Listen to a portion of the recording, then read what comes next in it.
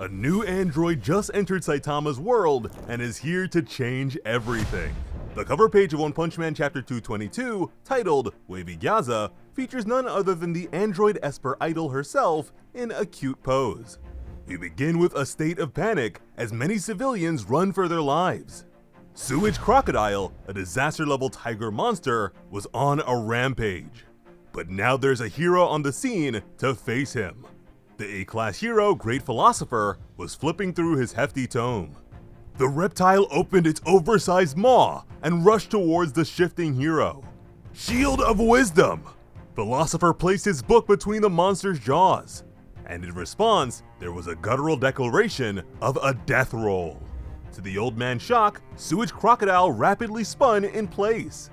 But with a flex of his muscles, the mighty hero was ready. Philosophy Shoulder Tackle! He dealt irreparable damage to the monster in an instant. As now victorious, the old-timer reclaimed his reading material. But as he reflected on the danger of the situation, more than a dozen such dangers appeared behind him. Heroic reinforcements were running as fast as they could. They could see a feral herd of monsters up ahead. The two could only hope that their senior hero would be able to last just a few moments longer. But when the monstrosities seemed to be tearing into something altogether, they stopped dead in their tracks in fear. But upon closer inspection, the gnashing maws were the ones being hit. Three figures in Neo Hero's battlesuits were brutalizing the brutal pack. And besides them, there were plenty of others handling the disasters, like exterminators eager for a smoke break. The Hero Association's reinforcements couldn't believe their eyes. What's more, a defeated Great Philosopher was just behind them against a broken wall. Seeing as he was badly injured, they were quick to lend him their aid, all while the older hero lamented his failure to match up to common people. Because it was all too clear that the guys who saved him were total amateurs. But even so, their speed, power, and stamina surpassed his own in every conceivable way. And being stronger than one of the A-class's greatest physical fighters is no small feat. Yet apparently, this was their very first battle. They were casually laughing about how easy it all was. And a team with this much power between them was remarkable. The Neo Bubbly Boys. These guys were originally going to be C-class heroes with the association, but they're very happy with their transfer to Neo Heroes instead. As a reminder, this is the same idol group that has a bone to pick with Sweet Mask for looking down on them. And with their newfound strength and his recent revelation, they're looking forward to taking Sweet Mask down themselves, especially since his monstrous disposition ruined their agency's reputation. The guys helping Great Philosopher wanted to know who the newcomers were, wondering if they might be some sort of vigilantes or something. But a towering crocodile appeared before they could respond. Now they were all testing the waste collection features of their battlesuits. Frantic, the endangered fighters called out to an overseeing Neo leader for help. And from there we see a frilly figure standing atop a building. As from behind, a cameraman gave her the all clear now that the live stream was running. He called out to Wavygyaza amidst the rush of wind. And the fabulous idol just smiled at the danger below. Wavygyaza swiftly turned to the camera and extended a greeting to her many adoring fans. She also claimed to have been reborn and stronger than ever after her hiatus. Furthermore, she is now a Neo idol who acts as a hero. She promised to be really active from here on out, and urged them all to support the Neo heroes. With that, she leapt towards the conflict as Sparkles trailed behind. Then Grace was replaced by a pavement-shattering crashdown.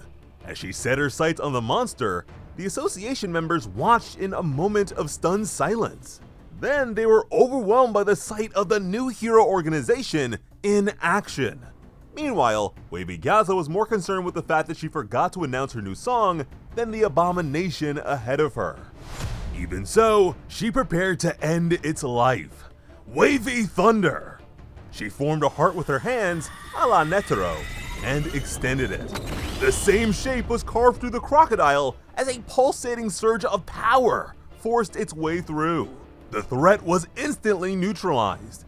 The association members were crushed by the sight, while the Neo Heroes forces all cheered.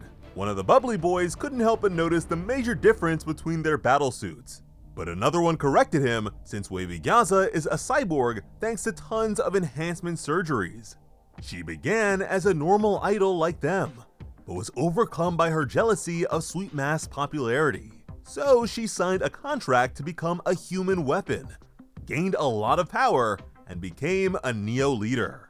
But more than just becoming a cyborg, she was subject to many mysterious drugs, not to mention dangerous brain surgery to awaken psychic powers, among other experiments. And the sight of her in the midst of all this is nothing short of horrific, very Ghost in the Shell-like. Although, seeing the results in person was a crazy experience too. The other idol added that when she exerts herself, Wavygyaza's body temperature rises to something like 158 degrees Fahrenheit. So she's always drinking plenty of water to cool herself down. He's pretty sure that she must be giving her all to fake her smile for the cameras. It must be excruciating and more than uncomfortable. The newbies found the concept of cutting your own lifespan for popularity to be insane, an exaggeration of all the cosmetic procedures real-world idols undergo just for a chance at stardom. Elsewhere, Genos, a fellow cyborg, was watching the broadcast himself. He and Saitama were having the soba noodles they talked about after their field test. Sipping his green tea, Genos resolved to thank Dr. Kuseno for doing such a superior job with his cybernetic enhancements. Saitama was watching along with him, and wondered if this was some sort of idol concert. Then there's also a silly shot of a bubbly boy fanning out by literally fanning an overheating Wavygyaza, much to the disapproval of his fellow upstarts.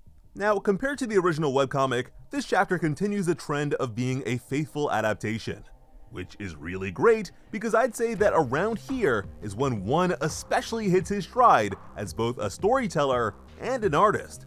Although, the addition of Saitama and Genos here at the end is new, and in my eyes, a great choice. The manga also foreshadowed this conflict a long time ago, back when King got a flawless victory against Saitama's oversized boss crocodile with a cutie showing off for the camera. Furthermore, seeing the Neo heroes' battlesuits in action is quite different in the manga, namely because they look so much like Blast's outfit on account of the rings on their gloves. While, to this day, Blast has yet to really appear in the webcomic. And between Cyborg enhancements and Esper brain tampering, all signs point towards the organization and Tsukuyomi being involved in Wavygyaza's transformation. But much like the absence of Blast, Tsukuyomi, despite seeming to exist in the webcomic, didn't appear ahead of Tatsumaki's clash with Saitama in that version. So there are a few more pieces falling in place for us in the manga version of these events. This was a great characterizing chapter for Wavygyaza, and right now, even with Blue being Blast's son and all that, she is the Neo leader that I am most fascinated by.